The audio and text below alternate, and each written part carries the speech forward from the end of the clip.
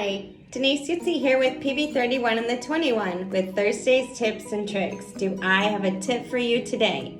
So I love fresh flowers, and most people love fresh flowers, but one of the flowers that I really love in arrangements that looks so fabulous in a store, but then I got them home and they just died and wilted almost instantaneously, were hydrangeas.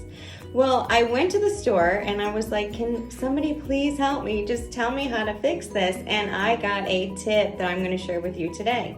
The woman at the counter told me if you take a hydrangea and you trim the stem, now this is hyper trimmed because my son Jacob and I did these as centerpieces for his wedding, but you can just trim a little tiny bit off the stem depending on how the length that you want it. You trim the stem, you get the water ready in the vase you're going to use, and then you do something called shocking it. How do you do that? So what she recommended is you take ice, okay, and you put the ice in the water with the newly cut hydrangea. Okay, you put the ice in the water, and I just use a tiny bit of flower food depending on how many hydrangeas you have, but I just use a little sprinkle, okay?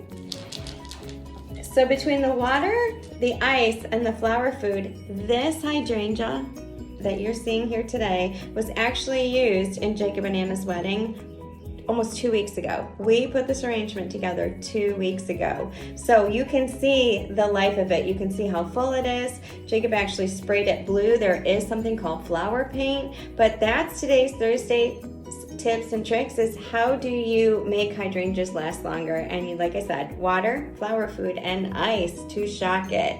So you are helping me reach across the table and around the world, one like, one share at a time. So please like and share this, share it on Facebook, visit us on YouTube and on Instagram. Thanks for joining me today on Thursday's Tips and Tricks with PB31 and the 21. See you next time.